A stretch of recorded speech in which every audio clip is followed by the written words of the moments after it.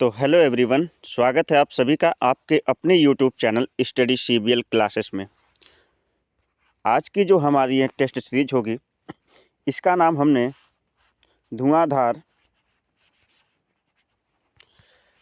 पाचन तंत्र रखा है।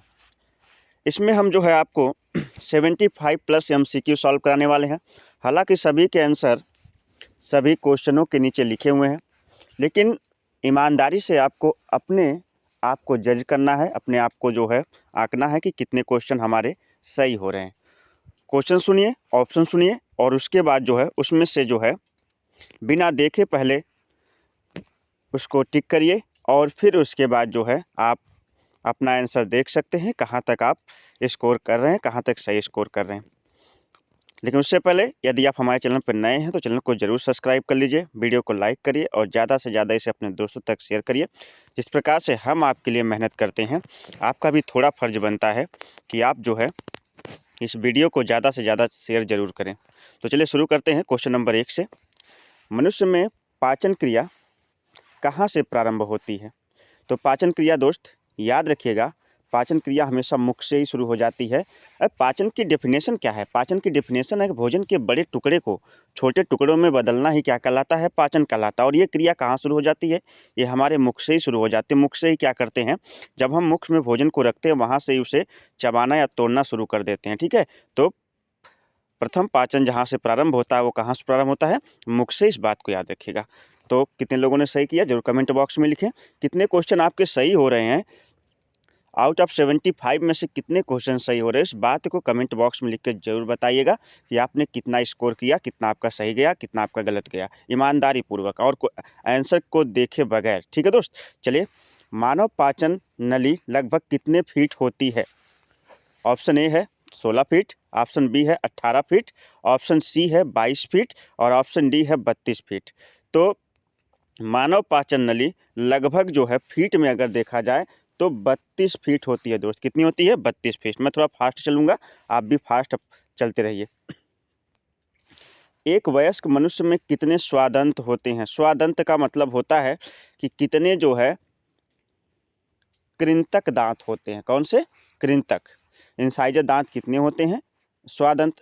रदनक दोस्त पूछा हमसे, रदनक जो नुकीले दांत होते हैं साइड साइड के, वो कितने होते हैं? स्वादंत मतलब रदनक पूछ रहा है, तो रदनक दांतों की संख्या जो होती है वो 4 होती है। 2 ऊपर नुकीले दांत होते हैं और 2 नीचे नुकीले दांत होते हैं। आइए आगे बढ़ते हैं क्वेश्चन नंबर 4 की तरफ। अस्थियों और दांतों में मौजूद रासायनिक द्रव्य है। अस्थियों और दांतों में मौजूद रासायनिक द्रव्य है। कैल्शियम फॉस्फेट है, कैल्शियम क्लोराइड है, या कैल्शियम सल्फेट है, या कैल्शियम बोरेट है। तो यह अस्थियों और दांतों में मजबूत रासायनिक द्रव्य है कैल्शियम फॉस्फेट। इससे हमारी हड्डियां और दांत बने होते हैं कैल्शियम फॉस्फेट से। तो इसका ऑप्शन नंबर ए सही हो जाएगा। आगे बढ़ते हैं। क्वेश्चन नंबर 5 है, दांत के इनेमल का कर्बुरण किस कारण से होता है? दांत के इनेमल का कर्बुरण किस कारण से होता है? कर्बुरण का मतलब होता है कि दांत के इनेमल किस प्रकार से धीरे धीरे नष्ट होते हैं।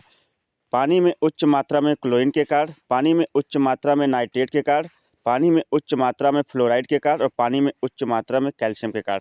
तो पानी में उच्च मात्रा में फ्लोराइड यदि रहेगा, फ्लोराइड, तो हमारे दांत में ऊपर इनेमल का क्या हो जाएगा? कर्बुकरण हो जाएगा। एक बात और आपको बता दूं, शरीर का सबसे कठोरतम जो है अंग होता है वो दांत का इनेमल होता है, सबसे कठोर होता है। इस बात को याद रखिएगा, सबसे मजबूत।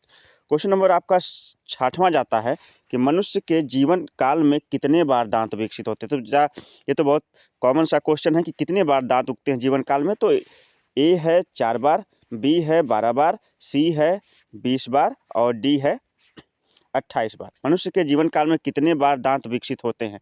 तो यहाँ पर जो है मनुष्य के जीवन काल में कितने बार दांत विकसित होते हैं, यहाँ 20 लिखा, मगर ये क्वेश्चन गलत है। इसका मैं आपको बता देता हूँ। मनुष्य के जीवन काल में कुल 2 बार ही दांत निकलते हैं। 2 बार ही दांत क्या होते हैं? विकसित होते हैं, जिसमें पहला होता है दूध का दांत और दूसरा होता है अस्थाई दांत। ठीक है ना? तो इसका जो आंसर है ये 0 गलती से लग गया है, यहाँ पे 2 रहना चाहिए। क्या चाहिए? 2। चलिए अगले क्वेश्चन की तरफ बढ़ते हैं।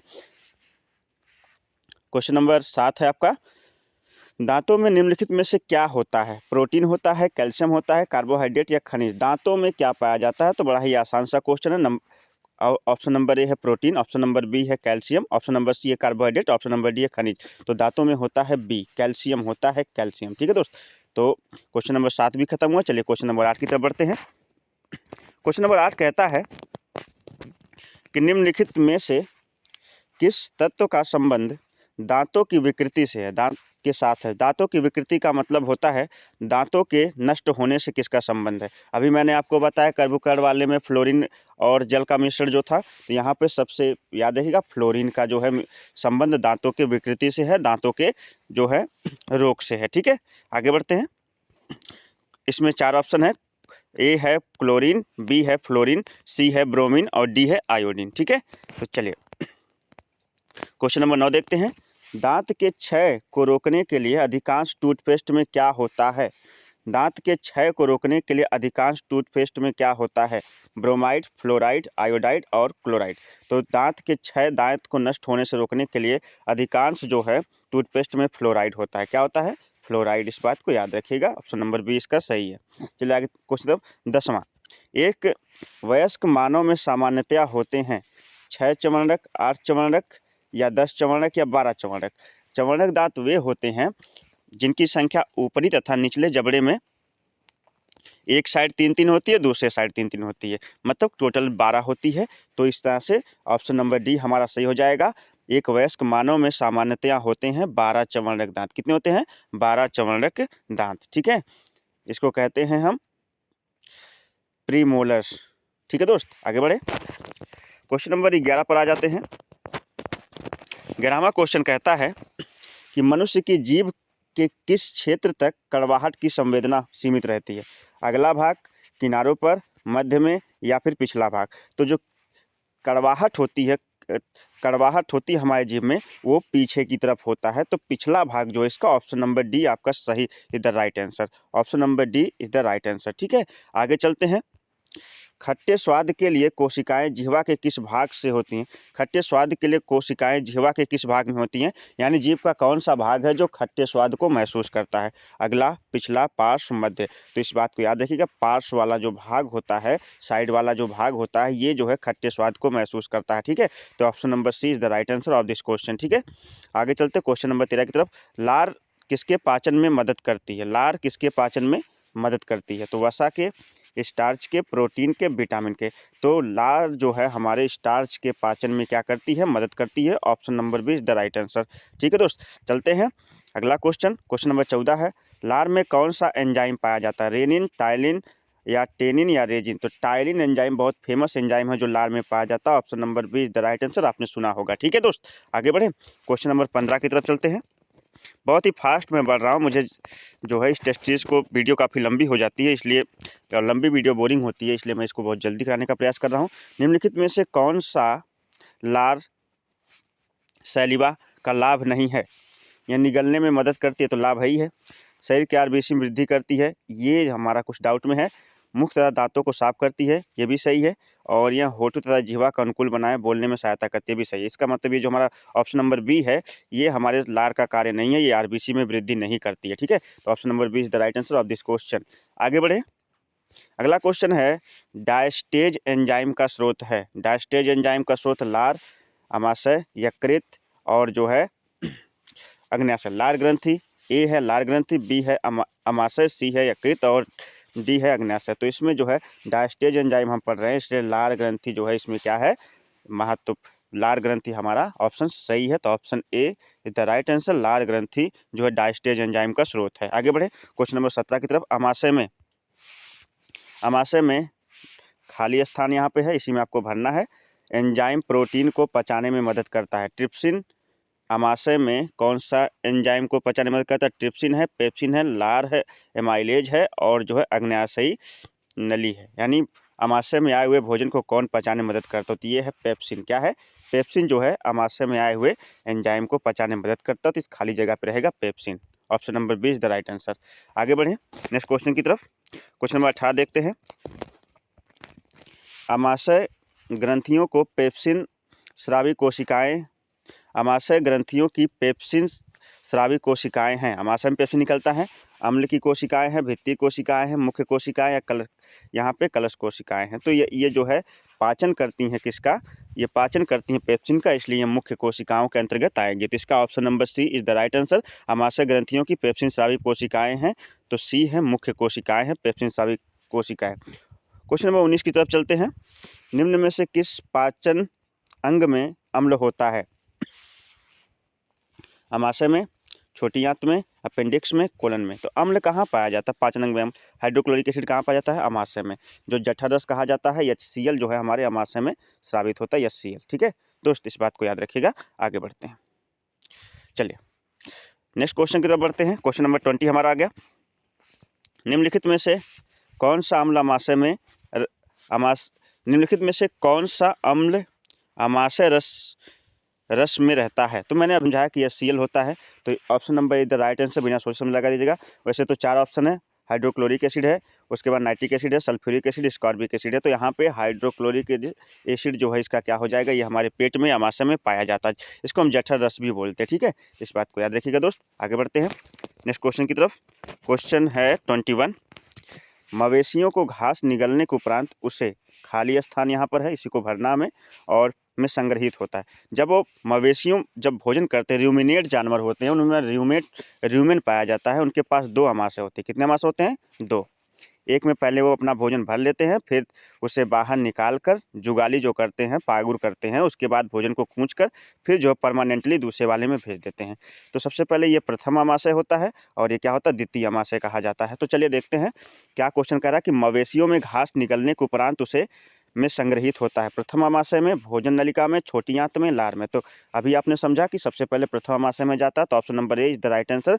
जब मवेशी सबसे पहले घास चरते हैं तो उसे सबसे पहले प्रथम अमाशय में भेज देते हैं। ठीक है दोस्त, आगे बढ़े। है क्वेश्चन नंबर 22। मानो जहाँ मुझे लगेगा किसी की ऑप्शन के बारे में विस्तार करना है तो मैं वहाँ पे विस्तार जरूर करूँगा, इस बात को याद रखिएगा। मानव के अमाशय में अम्ल X उत्पन्न होता है जो भोजन के पाचन में सहायता करता है। X अम्ल, तो अमाशय में तो एक ही अम्ल उत्पन्न होता है, वो है हाइड्रोक्लोरिक एसिड। ऐसे आपके ऑप्शन में एसिटिक अम्ल है, मेथेनोइक एसिड है, और आपका हाइड्रोक्लोरिक एसिड और सिट्रिक एसिड। तो हाइड्रोक्लोरिक एसिड पाचन से संबंधित है, हमारे अमाशय में निकलता है, इसको जठर रस भी कहते हैं, अभी मैंने बताया। तो इसमें option number C is the right answer of this question कि मानव के अमाशय में जो X अम्ल उत्पन्न हो रहा है वह कौन सा है? Hydrochloric acid. आगे क्वेश्चन है, आसंजित श्लेष्माभ या हेडरेंट म्यूकॉइड क्षारीय पदार्थों द्वारा अमाशय के भीतरी आवरण को ढक लेते हैं। तो ढक लेते हैं, तो ये है पहला है मन डिस्चार्ज का पाचन होता है यहाँ पे, या जीवाणुओं का नाश करने के लिए, या श्लेष्मिका पर पेप्सिन का प्रभाव के लिए, या विषाणु संक्रमण को रोक लगती है, तो लगाती है। इसका ऑप्शन नंबर सी सही है कि श्लेष्मिका पर पेप्सिन का प्रभाव होता है। Option number C is the right answer. ठीक है, आगे बढ़े। चलिए अगला क्वेश्चन है, अम्लीय श्रवण किसकी विशिष्टता है?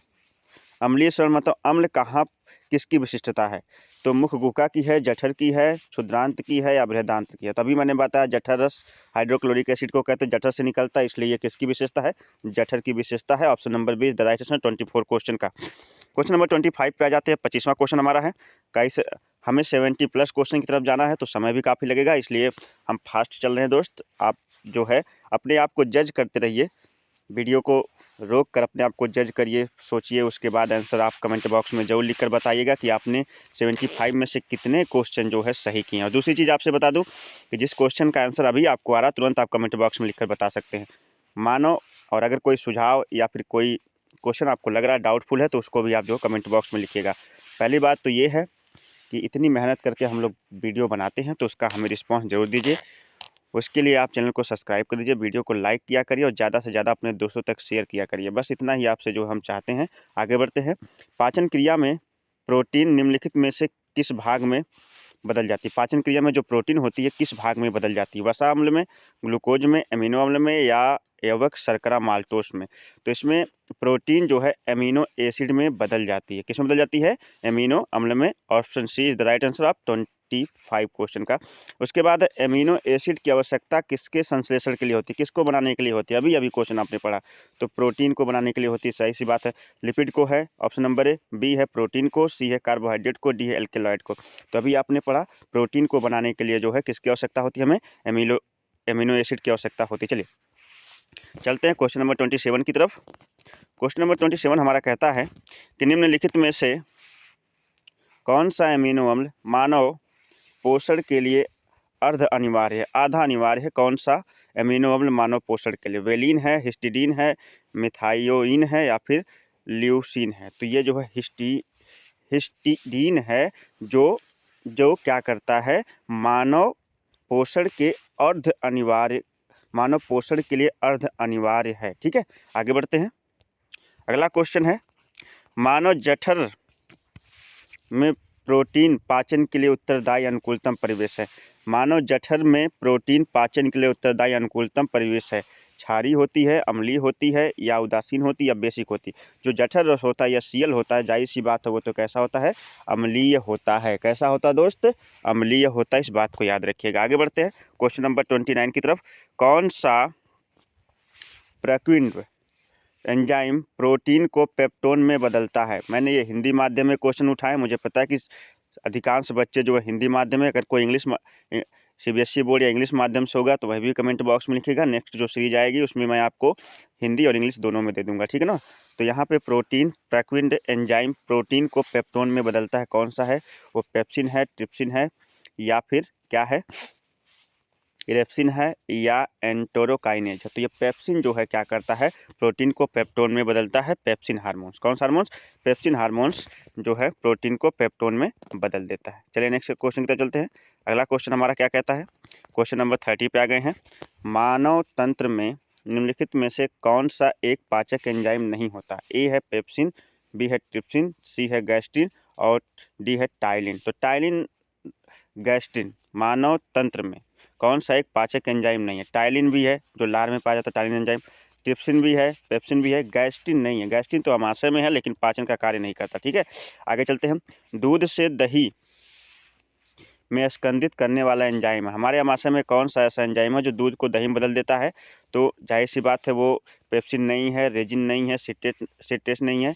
रेनिन जो है क्या करता है, ऑप्शन नंबर ए रेनिन, इधर option number A the right answer. Renin जो है क्या करता है, हमारे आमाशय में दूध को दही में बदल देता है और दूध को खट्टे मिला देता है। ठीक है, आगे दुग्ध प्रोटीन को पचाने वाला एंजाइम, पेप्सिन, ट्रिप्सिन, रेनिन या इरेप्सिन। अभी आपने पढ़ा कि दूध को दही में बदलता है, इसका मतलब वो कुछ नहीं करता है, दूध को पचाता ही है। तो वो कौन है, रेनिन है। ऑप्शन नंबर सी आपका सही है कि 32 जो क्वेश्चन है उसका ऑप्शन नंबर ए है पेप्सिन, बी है ट्रिप्सिन, सी है रेनिन और डी है इरेप्सिन। तो रेनिन इसका आंसर है। ऑप्शन नंबर 32 का राइट आंसर है ऑप्शन नंबर सी। ठीक है, चलते हैं क्वेश्चन नंबर 32 की तरफ। 32 हमारा क्वेश्चन कहता है कि दूध में कौन सा प्रोटीन शर्करा युग्म होता है। केसिन सुक्रेज होता है, नहीं, गलत है। केसिन लैक्टोज होता है, ये कुछ हद तक डाउटफुल है कि, और फेरेटिन माल्टोज होता है, गलत है। एल्बुमिन ग्लूकोज होता है, गलत है। तो इसका मतलब ये हमारा ऑप्शन नंबर सी जो बी जो है आपका राइट आंसर हो जाएगा। दूध में कौन सी प्रोटीन शर्करा युग्म होता है। तो ए ऑप्शन में केसिन सुक्रेज था, बी ऑप्शन में केसिन लैक्टोज था, सी ऑप्शन में फेरेटिन माल्टोज था और डी ऑप्शन में एल्बुमिन सुक्रोज था। तो इसमें केसिन और लैक्टोज बी ऑप्शन आपका जो है सही आंसर है। ठीक है, आगे चलते हैं क्वेश्चन नंबर 34 की तरफ। दूध में पाया जाने वाला मुख्य प्रोटीन कौन सा है। दूध में पाया जाने वाला मुख्य प्रोटीन कौन सा है। तो दूध में पाया जाने वाला मुख्य प्रोटीन एल्बुमिन है, या ग्लोबुलिन है, या ग्लोबिन है, या कैसीन है। तो कैसीन जो है बहुत फेमस है, डी ऑप्शन। ए में एल्बुमिन, बी में ग्लोबुलिन, सी में ग्लोबिन और डी में है कैसीन। तो casein is the right answer of this question 34। दूध में पाया जाने वाला प्रोटीन कौन सा है, तो कैसीन है। क्वेश्चन नंबर 35 कहता है कि एंजाइम के प्रोटीन भाग को क्या कहते हैं। एंजाइम के प्रोटीन भाग को क्या कहते हैं। आइसो एंजाइम कहते हैं, option number A. Option number B holo enzyme कहते हैं, option number C apo enzyme कहते हैं, ऑप्शन नंबर डी उपयुक्त में सभी कहते हैं। तो नहीं, सब नहीं कहते हैं, एपो एंजाइम कहते हैं। Option number C is the right answer of 35 question का। एंजाइम प्रोटीन भाग को क्या कहते हैं, तो एपो एंजाइम कहते हैं। क्या कहते हैं, एपो एंजाइम। क्वेश्चन नंबर 36 चलते हैं। निम्नलिखित में से कौन सा पाचक एंजाइम नहीं है। फिर से क्वेश्चन घुमा के आ गया। पेप्सिन नहीं, रेनिन नहीं, इंसुलिन नहीं, एमालेप्सिन, ये भी पाचन एंजाइम है। ऑप्शन नंबर ए पेप्सिन पाचन एंजाइम है। ऑप्शन नंबर बी जो है रेनिन पाचन एंजाइम है। ऑप्शन नंबर डी एमाइलोप्सिन पाचन एंजाइम। इंसुलिन पाचन एंजाइम नहीं है। इंसुलिन जो है ये क्या कहता है,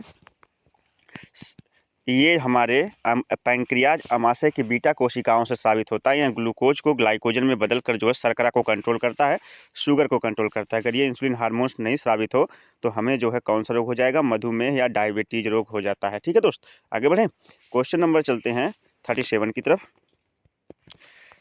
37 की तरफ, पेट में भोजन को पचाने के लिए निम्नलिखित में से किसकी खास आवश्यकता होती है? हवा की, पानी की, एंजाइम की, खनिज की। तो बड़ा ही सिंपल सा क्वेश्चन है।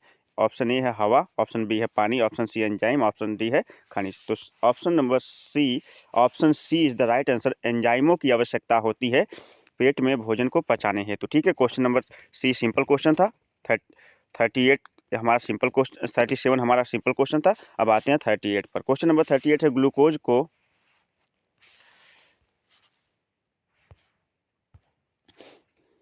1 सेकंड दोस्त, थोड़ा सा वेरिएशन भी चाहिए। ग्लूकोज को इथाइल अल्कोहल में कौन सा प्रक्रिया एंजाइम बदलता है?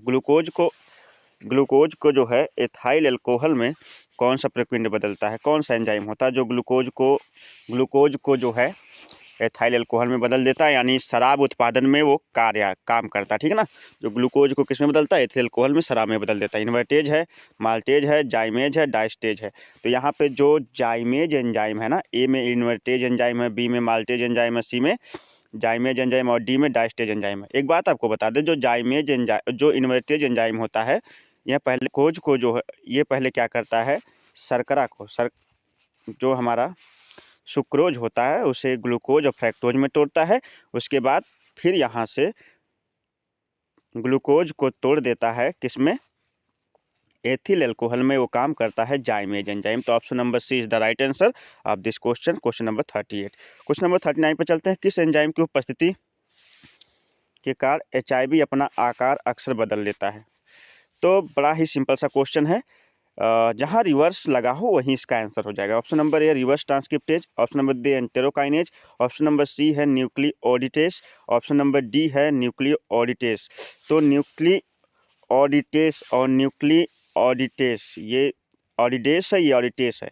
तो ऑप्शन नंबर ए जो है रिवर्स ट्रांसक्रिप्टेज, यही इसका जो है क्या है, यही इसका आंसर है कि किस एंजाइम की उपस्थिति के कारण HIV अपना आकार अक्सर बदल लेता है। तो रिवर्स ट्रांसक्रिप्टेज जो है एंजाइम की उपस्थिति के कारण जो है HIV अपना आकार अक्सर बदल लेता है। क्वेश्चन नंबर 40 की तरफ चलते हैं। हमारा 40 क्वेश्चन क्या कहता है, 40वां क्वेश्चन है कि मछली एक प्रथम श्रेणी का प्रोटीन है क्योंकि इसमें क्या पाया जाता है? ऑप्शन नंबर ए आवश्यक अमीनो अम्ल, ऑप्शन नंबर बी अनावश्यक अमीनो अम्ल, ऑप्शन नंबर सी आवश्यक वसीय अम्ल, ऑप्शन नंबर डी अमीनो अम्ल नहीं। तो इसमें ध्यान दीजिएगा कि मछली एक प्रथम श्रेणी का प्रोटीन है क्योंकि इसमें होता है आवश्यक अमीनो अम्ल। क्या पाया जाता है? मछली में पाया जाता है आवश्यक अमीनो अम्ल पाया जाता है। Option number A is the right answer of this question कि मछली में एक प्रथम श्रेणी का प्रोटीन है। चलिए क्वेश्चन नंबर 41 की तरफ चलते हैं। 41, मुख में मंड स्टार्च शर्करा के पाचन किसके द्वारा होता है? कौन से जो है कौन से एंजाइम के द्वारा? एमाइलेज एंजाइम है? नहीं। टाइलिन है? नहीं। पेप्सिन है और लाइपेज है। तो ध्यान दीजिए, लार में पाई जाती है टाइलिन। तो option number B is the right answer of this question. ठीक है, चलते हैं क्वेश्चन नंबर 42 की तरफ। 42 क्वेश्चन, निम्नलिखित में से कौन सा एक रेशेदार प्रोटीन है? निम्नलिखित में से कौन सा एक रेशेदार प्रोटीन? इंपॉर्टेंट क्वेश्चन है। कौन सा एक रेशेदार प्रोटीन है? आंसर पता हो तो कमेंट बॉक्स में बिना देखे ईमानदारी से लिखते रहिए। पहला ऑप्शन नंबर है हीमोग्लोबिन, ऑप्शन बी है एल्बुमिन, ऑप्शन सी है केरेटिन, ऑप्शन डी है एंजाइम। तो निम्न में से कौन सा एक रेशेदार प्रोटीन है? तो सी केरेटिन एक रेशेदार प्रोटीन है। केरेटिन क्या है? एक रेशेदार प्रोटीन है। क्वेश्चन नंबर 43 की तरफ आ जाते हैं। क्वेश्चन नंबर 43 की तरफ आ जाते हैं और 43वां क्वेश्चन कहता है कि कौन से अंग पर उंगली के समान उभरी हुई संरचनाएं होते हैं जिन्हें दीर्घरोम या रसांकुर कहते हैं, विली कहते हैं। तो कौन से अंग पर उंगली के समान जो है उभरी हुई संरचनाएं होती हैं जिन्हें दीर्घरोम या रसांकुर कहते हैं? ऑप्शन ए है बड़ी आंत, ऑप्शन सी है मूत्राशय, ऑप्शन सी है छोटी आंत और ऑप्शन डी है पेट।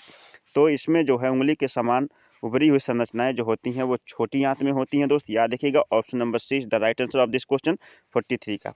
44वां क्वेश्चन है कि मानव शरीर में पाचन का अधिकांश भाग किस भाग में संपन्न होता है? पाचन का अधिकांश भाग किस भाग में संपन्न होता है? पैनक्रियाज में, मतलब हमारे अग्न्याशय में, बड़ी आंत में, छोटी आंत में या आमाशय में? तो छोटी आंत में पाचन का अधिकांश भाग क्या होता है? संपन्न होता है। Option number C is the right answer of this question. Question number 45 कहता है कि अधिकतम पोषक तत्व रक्त में कहाँ से अवशोषित किए जाते हैं? अधिकतम पोषक तत्व रक्त में कहाँ से अवशोषित किए जाते हैं? तो इसका जो है पहला ऑप्शन है बड़ी आंत, दूसरा है छोटी आंत, तीसरा है मूत्र और चौथा है पेट। तो इसमें दोस्त इसका आंसर मैंने नहीं दिया है, आप कमेंट बॉक्स में लिखकर बताइएगा। क्वेश्चन नंबर 45 आपको बताना है, कमेंट बॉक्स में तुरंत लिख के बताइए कि अधिकतम पोषक तत्व रक्त में कहाँ से अवशोषित होता है। ये आपके लिए क्या है? होमवर्क है। चलिए आगे चलते हैं क्वेश्चन नंबर 45 की तरफ। 45 तो आपको आंसर खुद देना है, जरूर कमेंट बॉक्स में लिखिएगा इसका आंसर क्या होगा। 46 की तरफ हम बढ़ते हैं।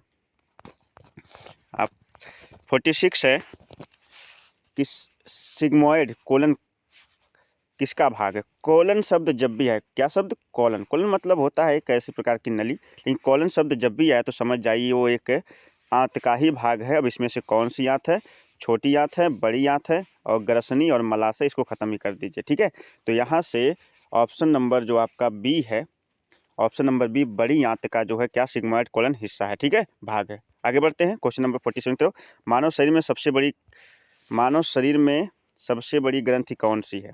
तो मानव शरीर में सबसे बड़ी ग्रंथि कौन सी है? ए है लीवर, बी है थायराइड, सी है पीयूष ग्रंथि और डी है लार ग्रंथि। तो आप याद रखिएगा यकृत ग्रंथि मानव शरीर की आंतरिक सबसे बड़ी ग्रंथि है, यकृत ग्रंथि, ठीक है। तो लीवर इसका जो है राइट आंसर हो जाएगा, यकृत। आगे चलते हैं। लीवर किसका भरपूर स्रोत है? शर्करा का, ए है ऑप्शन शर्करा का, बी है वसा घुलनशील विटामिन का, सी है खनिज का और डी है प्रोटीन का। तो लीवर जो है किसका भरपूर स्रोत है? तो ये वसा में घुलनशील विटामिन का जो है स्रोत है। यदि वसा में घुलनशील विटामिन आपको पाना है तो लीवर का जो है सेवन करने से जो है आपको वसा में घुलनशील विटामिन अधिक मात्रा में मिल जाती है, ठीक है। आगे चलते हैं क्वेश्चन नंबर 49 की तरफ। क्वेश्चन नंबर 49 हमारा पूछता है कि निम्नलिखित में से कौन सा एक किसी भी पाचक एंजाइम का स्राव नहीं करता है? कौन है जो किसी भी प्रकार के पाचक एंजाइम का स्राव नहीं करता है?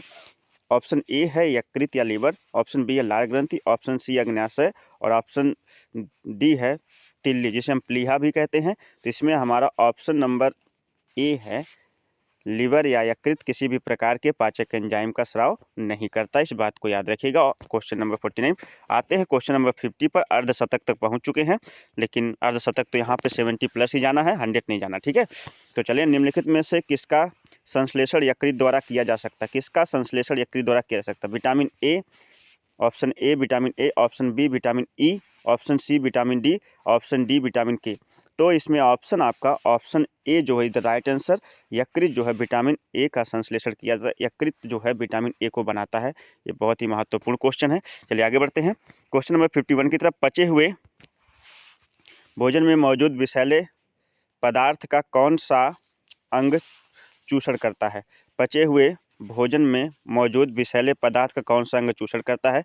तो वो करता है आमाशय। विषैले पदार्थ मतलब कोई भी हानिकारक पदार्थ अगर भोजन में पहुंचा है तो उसको समाप्त करने का काम कौन करता है? आमाशय, अग्न्याशय, वृक्क या यकृत। तो इसमें जो है हमारा यकृत, option number D is the right answer of this question 51 कि पचे हुए भोजन में मौजूद विषैले पदार्थ का कौन सा भाग चूषण करता है? तो यकृत करता है। कौन करता है? यकृत। चलिए नेक्स्ट क्वेश्चन की तरफ बढ़ते हैं 52 की तरफ। क्वेश्चन नंबर 52 पे आ जाते हैं। बस आप सपोर्ट करते रहिए, हम जो है आपको कामयाबी दिलाते रहेंगे। निम्नलिखित में से वह अंग कौन सा है जो मानव शरीर में ग्लाइकोजन के रूप में कार्बोहाइड्रेट को जमा करता है? ग्लाइकोजन के रूप में कार्बोहाइड्रेट को जमा करता है। तो आंत करता है, ऑप्शन ए, बी में है आमाशय करता है, सी में अग्न्याशय करता है, डी में यकृत करता है। तो यही option number D is the right answer, यकृत जो है क्या करता है कि शरीर में ग्लाइकोजन के रूप में कार्बोहाइड्रेट को जमा करता है कौन? यकृत। चलिए क्वेश्चन नंबर 53 की तरफ चलते हैं। निम्नलिखित में से कौन सा अंग ग्लाइकोजन को ग्लूकोज में बदलता है और रक्त को शुद्ध करता है? तो वो हमारा यकृत या लीवर है, या गुर्दा है, या फेफड़े हैं, या तिल्ली है। ए ऑप्शन में यकृत या लीवर, बी में गुर्दा है, सी में फेफड़े और डी में तिल्ली या प्लीहा है। तो ये हमारा यकृत, ये सारे क्वेश्चन यकृत से बन रहे हैं, इस बात को याद रखिएगा और बहुत ही इंपॉर्टेंट है। स्तनधारियों में यूरिया बनाते हैं, स्तनधारियों में यूरिया बनाते कौन? ए ऑप्शन में यकृत या लीवर, बी में है गुर्दे या वृक्क, और सी में है प्लीहा या तिल्ली, और डी में है मूत्राशय थैली। तो इसमें यकृत या लीवर जो है क्या करते हैं? स्तनधारियों में यूरिया बनाते हैं। ठीक है ना। आगे चलते हैं क्वेश्चन नंबर 55 की तरफ। आ जाए 55 में क्या है? निम्नलिखित में से किसकी उत्पत्ति यकृत का कार्य है? निम्नलिखित में किस एक की उत्पत्ति यकृत का कार्य है? तो कौन यकृत से मतलब कौन स्रावित होता है? ए है लाइपेज, बी है यूरिया, सी है श्लेष्मा, या डी हाइड्रोक्लोरिक एसिड। कौन बनाता है, मतलब किसकी उत्पत्ति उत्सर्जी पदार्थ के रूप में क्या बनाता है हमारा यकृत? तो यूरिया बनाता है भाई। क्या बनाता है? यूरिया। भी आपने पढ़ा ऊपर कि क्वेश्चन नंबर 54 में कि जो है क्या स्रावित करता है? यूरिया। तो यूरिया जो है एक अपशिष्ट पदार्थ के रूप में हमारा यकृत बनाने का कार्य करता है। आइए क्वेश्चन नंबर 56 की तरफ चलते हैं। ग्लाइकोजन निम्नलिखित में से किसमें जमा होता है? ग्लाइकोजन किसमें जमा होता है? ग्लाइकोजन जमा होता है प्लीहा या तिल्ली में, ए ऑप्शन, बी में है यकृत में, सी है अमाशय में, डी है अग्न्याशय में। तो यकृत से बहुत सारे क्वेश्चन निकल के आए हैं, बी है यकृत में जो है ग्लाइकोजन जमा होता है। ठीक है। आइए क्वेश्चन नंबर 57 पर चलते हैं। निम्नलिखित में से किस भारी धातु की विषाक्तता यकृत सिरोसिस या यकृत नेफ्रोसिस पैदा करती है? कॉपर की, या फिर लेड की, या मरकरी की, या जिंक की? तो कॉपर की जो है option number is the right answer. Copper धातु की विषाक्तता यकृत में सिरोसिस या यकृत नेफ्रोसिस रोग पैदा कर देती है। ठीक है। आगे बढ़ते हैं क्वेश्चन नंबर 58 की तरफ चलते हैं। मनुष्य में एफ्लाटॉक्सिन खाद्य पदार्थ विषाक्तन द्वारा सामान्यतः कौन सा अंग प्रभावित होता है? तो वो है हृदय, वो है फेफड़ा, या वो है वृक्क, या वो है यकृत। ऑप्शन नंबर ए हृदय, ऑप्शन बी फेफड़ा, ऑप्शन सी वृक्क और ऑप्शन डी यकृत। तो यकृत जो होता है वो एफ्लाटॉक्सिन खाद्य विषाक्त के कारण प्रभावी हो जाता है। ठीक है। आगे बढ़ते हैं। हेपेटाइटिस मानव शरीर के किस अंग को प्रभावित करता है? ए है जिगर या लीवर को, बी है अग्न्याशय को, सी है प्लीहा या तिल्ली को, और डी है छोटी आंत को। तो यहाँ पे जिगर या लीवर को जो है क्या करता है? प्रभावित करता है कौन? हेपेटाइटिस रोग। ठीक है। आगे बढ़े क्वेश्चन नंबर 60 की तरफ। पीलिया रोग किसके संक्रमण से होता है? मस्तिष्क के, यकृत के? ऑप्शन ए है मस्तिष्क, ऑप्शन बी है यकृत, ऑप्शन सी है गुर्दा, ऑप्शन डी है प्लीहा। तो यकृत जो है का संक्रमण है पीलिया रोग। ठीक है ना। पीलिया रोग से हमारा यकृत क्या हो जाता है? प्रभावित हो जाता है। ठीक है दोस्त, चलते हैं आगे। चलिए क्वेश्चन नंबर हमने 60 तक कर लिया था, आगे चलते हैं 61 पर। 61 पे कहता है कि निम्नलिखित में से किस ग्रंथि में पित्त उत्पादित होता है? पित्त किस ग्रंथि से उत्पादित होता है? यकृत से होता है, ऑप्शन ए, बी गुर्दे से होता है, सी पित्ताशय से होता है, डी तिल्ली से होता है। तो यकृत से स्रावित होता है कौन सा रस? पित्त रस उत्पादित होता है और हमारे पित्ताशय में जाकर के क्या हो जाता है? एकत्रित हो जाता है। चलिए यहाँ भाई वही क्वेश्चन घुमा के पूछ दिया, पित्त कहाँ संग्रहित होता है? कहाँ पर? अभी क्वेश्चन बदल दिया है, पित्त कहाँ पे संग्रहित, निकलता नहीं पूछ रहा है, कहाँ पे संग्रहित होता है, भंडारित किया जाता है, कहाँ पे रखा जाता है पित्त? यकृत से तो निकलता है, गुर्दे में नहीं। सी है पित्ताशय में हो सकता है, डी है तिल्ली। तो यहाँ इसका ऑप्शन नंबर सी सही है। पित्ताशय में जो है क्या होता है? पित्ताशय में पित्तरस संग्रहित किया जाता है, वहाँ पे इकट्ठा रखा जाता है। ठीक है। आगे चलते हैं 63 क्वेश्चन कर। मानव शरीर में कौन सी ग्रंथि एक साथ अंतःस्रावी ग्रंथि और बहिःस्रावी ग्रंथि जो का कार्य करती? बहुत ही मोस्ट इंपॉर्टेंट क्वेश्चन है ये, बोर्ड परीक्षा लो चाहे कम्पिटिटिव एग्जाम लो, बहुत ज़्यादा पूछता है। ए अग्न्याशय, बी है यकृत, सी है पीयूष ग्रंथि, डी है थायराइड। तो इसमें अग्न्याशय ग्रंथि जो होती है वो आंतरिक तथा बाह्य ग्रंथि दोनों की तरह क्या करती है? कार्य करती। क्या करती है? अग्न्याशय। तो ऑप्शन नंबर ए इसका अंतःस्रावी ग्रंथि और बहिःस्रावी ग्रंथि के रूप में कौन सी ग्रंथि कार्य करती है? तो वो है अग्न्याशय। इस बात को याद रखिएगा। आगे बढ़ते हैं क्वेश्चन नंबर 64 की तरफ आ जाते हैं। क्वेश्चन नंबर 64 कहता है कि निम्नलिखित में से कौन सी ग्रंथि इंसुलिन बनाती? बहुत ही फेमस सा क्वेश्चन है।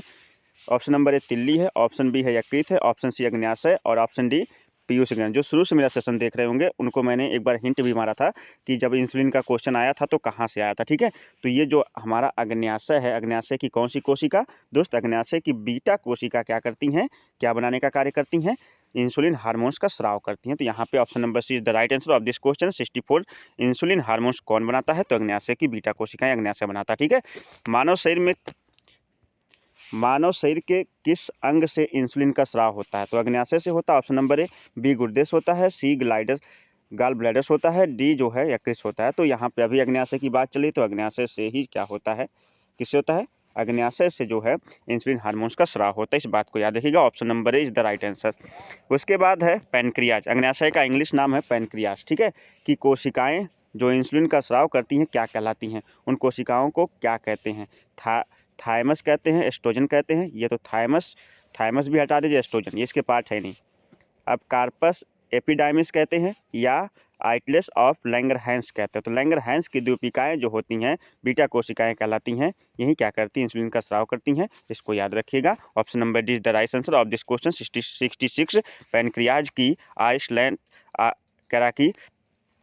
आइलेट्स ऑफ लैंगरहैंस जो है क्या करती हैं, यही जो है इंसुलिन का स्राव करती हैं, ठीक है, उत्पन्न करती हैं। चलिए क्वेश्चन नंबर 67 की तरफ आ जाते हैं। धीरे धीरे हम जो है 67 पर आ चुके हैं कि निम्नलिखित इंसुलिन की खोज किसने की। बहुत ही महत्वपूर्ण क्वेश्चन है, इस बात को जो है तैयार कर लीजिएगा। ये कंपटीशन हो चाहे बोर्ड एग्जाम हो, सब में पूछता है। लाइनक ने, बैटिक व वेस्ट ने, जेनर ने या वैक्समैन ने। तो बैंटिक जहाँ आपको बैंटिंग या वेस्ट मिले वहीं आपका ऑप्शन सही है, option number B is the right answer. Insulin की खोज करता है बैंटिंग व वेस्ट, ठीक है। आगे चलते हैं, क्वेश्चन नंबर 68 है, इंसुलिन एक प्रकार का है, क्या है, ऑप्शन नंबर ए हार्मोन्स है, ऑप्शन नंबर बी प्रोटीन है, ऑप्शन नंबर सी एंजाइम है, ऑप्शन नंबर डी विटामिन। हमेशा चिल्लाता आ रहा हूँ हार्मोन्स है, हार्मोन्स है, हार्मोन्स क्या है, हार्मोन्स है। कहाँ से निकलता है, अग्न्याशय की बीटा कोशिकाओं से। चलिए साबित होता है। क्वेश्चन नंबर 69 है, कौन सा हार्मोन्स रक्त में शर्करा की मात्रा को नियंत्रित करता है, ग्लूकोजन, थायरॉक्सिन, ऑक्सीटोसिन, इंसुलिन। तो अभी इंसुलिन बताया था, अगर इंसुलिन ना हो तो कौन सा रोग हो जाएगा, मधुमेह या शुगर, क्योंकि ये ग्लूकोज रक्त में उपस्थित शर्करा की मात्रा को नियंत्रित करने का कार्य करता है कौन, insulin. Option D is the right answer of this question 69। आए चलते हैं 70 की तरफ। हम धीरे धीरे अब हम जो है लास्ट क्वेश्चन की तरफ बढ़ रहे हैं। बस आपसे एक ही रिक्वेस्ट है, चैनल को जरूर सब्सक्राइब करिए, वीडियो को लाइक करिए और ज़्यादा से ज़्यादा शेयर करिए। चलिए क्वेश्चन नंबर 70 की तरफ आते हैं। निम्नलिखित में से किन कोशिकाओं से इंसुलिन का रिसाव होता है, निम्नलिखित में से किन कोशिकाओं से इंसुलिन का रिसाव होता है, इसमें अल्फा कोशिकाएं, बीटा कोशिकाएं, गामा कोशिकाएं, तंत्रिका कोशिकाएं। इसका आंसर मैं बार बार चिल्लाता आया हूं, सेशन पूरा मन कहे तो थोड़ा सा बैकवर्ड करके देख लीजिए, इसका आंसर आपको मिल जाएगा। इसका भी आंसर आपको कहाँ देना है, कमेंट बॉक्स में लिखना है, इसको मैं बताऊंगा नहीं। अगर ऐसे की कौन सी कोशिकाएं जो है इंसुलिन हार्मोन्स का स्राव करती है, इसका भी आंसर कमेंट बॉक्स में जरूर लिखकर बताइएगा। आगे बढ़ते हैं नेक्स्ट क्वेश्चन की तरफ। क्वेश्चन नंबर 70 आपको दिया, एक क्वेश्चन इससे पहले भी आपको दिया है। चलिए, शरीर के किस अंग की खराबी से मधुमेह रोग का प्रकोप हो जाता है, लीवर की खराबी से, पनक्रियाज की खराबी से, किडनी खराबी से या हृदय की खराबी से। तो जाहिर सी बात है यहाँ पे रोग कौन सा हो रहा है, यहाँ रोग हो रहा है मधुमेह है, तो लीवर तो इससे कोई कनेक्शन ही नहीं है। पैनक्रियाज का कनेक्शन हो सकता है, किडनी नहीं है, हृदय नहीं है, तो यहाँ हमारा अग्न्याशय पैनक्रियाज सही है। पैनक्रियाज में खराबी होगी तो इंसुलिन हार्मोन्स का सही से स्राव नहीं होगा और जिससे क्या हो जाएगा, मधुमेह रोग हो जाएगा। तो option B is the right answer of question 71। चलिए 72 की तरफ चलते हैं, 72 क्वेश्चन की तरफ। किस रंग द्रव्य की उपस्थिति के कारण मानव के मल का रंग पीला हो जाता है। बहुत अच्छा क्वेश्चन है, ये अक्सर पूछा जाता है। तो इसका पेप्सिन है, रेनिन है, एमिलेस है, यूरोबिलिन है। तो यूरोबिलिन नामक जो पदार्थ होता है, इसके कारण जो है मानव का जो मल होता है उसका रंग पीला हो जाता है। चलिए आगे बढ़ते हैं, क्वेश्चन नंबर 73 की तरफ बढ़ते हैं। क्वेश्चन नंबर 73 हमारा कहता है कि निम्नलिखित में से किस भाग में पाचक एवं श्वसन नलियां क्रॉस करती हैं। तो ग्रसनी से, कंठ से, ग्रास नली से या श्वास नली से। निम्नलिखित में से किस भाग से पाचक एवं श्वसन नलियां क्या करती हैं, क्रॉस करती हैं। तो ग्रसनी से करती हैं या कंठ से करती हैं या ग्रास नली से करती है, श्वास नली करती हैं।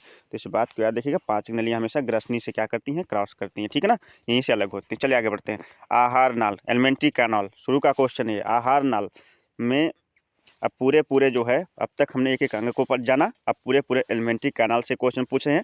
आहार नाल में स्टार्च के पाचन में अंतिम उत्पाद क्या होता है? स्टार्च का अंतिम उत्पाद क्या होता है? ग्लूकोज होता है, ए, बी है ग्लैक्टोज होता है, सी है माल्टोज होता है और डी है आइसोमाल्टोज होता है। तो यहाँ पे option number A is the right answer of the glucose जो होता है स्टार्च के पाचन से क्या बनता है? ग्लूकोज बनता है। चलिए आते हैं क्वेश्चन नंबर 75 की तरफ। जैव तंत्र में संख्या की दृष्टि से सर्वाधिक बहुतायत कौन सा तत्व पाया जाता है? हाइड्रोजन पाया जाता है, ऑक्सीजन, कार्बन, नाइट्रोजन। ध्यान दीजिएगा, जीवन के लिए सबसे ज़्यादा जरूरी है ऑक्सीजन और इसकी मात्रा जो है 21%। वैसे तो नाइट्रोजन, लेकिन वो हमारे जीवन के लिए आवश्यक तो है लेकिन ऑक्सीजन से ज़्यादा नहीं है क्योंकि इसे हम श्वसन में लेते हैं। ठीक है ना, इसका option number B is the right answer question number 75। आइए चलते हैं क्वेश्चन नंबर 75। अब आते हैं क्वेश्चन नंबर 76 की तरफ। आहार में लवण का मुख्य उपभोग है। नमक का क्या उपभोग है? यह भोजन के कणों की विलेयता को बढ़ाता है, यह भोजन के पाचन के लिए अपेक्षित हाइड्रोक्लोरिक एसिड की लघु मात्रा को पैदा करता है, यह भोजन पकाने की प्रक्रिया को सरल बनाता है, भोजन को स्वादिष्ट बनाता है। तो ये ऑप्शन जो है आपका भोजन को स्वादिष्ट भी बनाता है, यही आपका ऑप्शन सही है। और एक बात और है कि यहाँ पे इसका ऑप्शन डी जो है गलत होकर के ऑप्शन नंबर बी इसका सही होगा। इसको चेक कर लीजिएगा, ऑप्शन नंबर बी इसका क्या होगा? राइट आंसर हो जाएगा। हाइड्रोक्लोरिक एसिड की लघु मात्रा को बढ़ाती है क्योंकि इसमें जो है NaCl होता है और Cl क्लोरीन या Cl की जरूरत पड़ती है। HCl में जो Cl होता है इसी की मात्रा को बढ़ाता है, इसलिए ये option B is the right answer of this question. Question number 77 है। पशु प्रोटीन को प्रथम श्रेणी का प्रोटीन माना जाता है क्योंकि यह अनिवार्य एमिनो एसिड भरपूर इसमें पाया जाता है, या बाजार से सस्ता होता है, सुपाच्य होता है या खाने में स्वादिष्ट होता है। तो ये पहला वाला ऑप्शन जो आपका अनिवार्य एमिनो एसिड में से भरपूर होता है, यही इसका ऑप्शन क्या हो जाएगा? सही हो जाएगा। आगे बढ़ते हैं, इस सीरीज का सबसे लास्ट क्वेश्चन है और इसके बाद आप जरूर कमेंट करके बताइएगा सीरीज आपको कैसी लगी। और दूसरी चीज़, यदि आप चैनल पर नए हैं तो मैं बार बार कहता हूं आपकी छोटी सी एक फीस बनती है कि चैनल को सब्सक्राइब करिए, वीडियो को लाइक करिए और ज़्यादा से ज़्यादा शेयर करिए। कि 78वां क्वेश्चन है, गहरे तल में तले हुए खाद्य पदार्थ कैंसर जनक होते क्योंकि इसमें प्रचुर मात्रा में होती है वसा, कार्बोहाइड्रेट, पकाने के तेल की या निकोटीन की। तो भाई जो तले हुए पदार्थ उसमें सर्वाधिक मात्रा में क्या पाई जाती है? वसा पाई जाती है, इसलिए ये क्या होते हैं? कैंसर जनक होते हैं। इसका option number A is the right answer of last question 78। तो बताइएगा वीडियो को कैसी लगी। वीडियो अच्छी लगी हो तो चैनल को लाइक करिए, चैनल पर नए हैं तो जरूर सब्सक्राइब कर लीजिए और ज़्यादा से ज़्यादा इसे शेयर करिए। मिलते हैं नेक्स्ट वीडियो के साथ, तब तक के लिए आप सभी को नमस्कार, बाय बाय।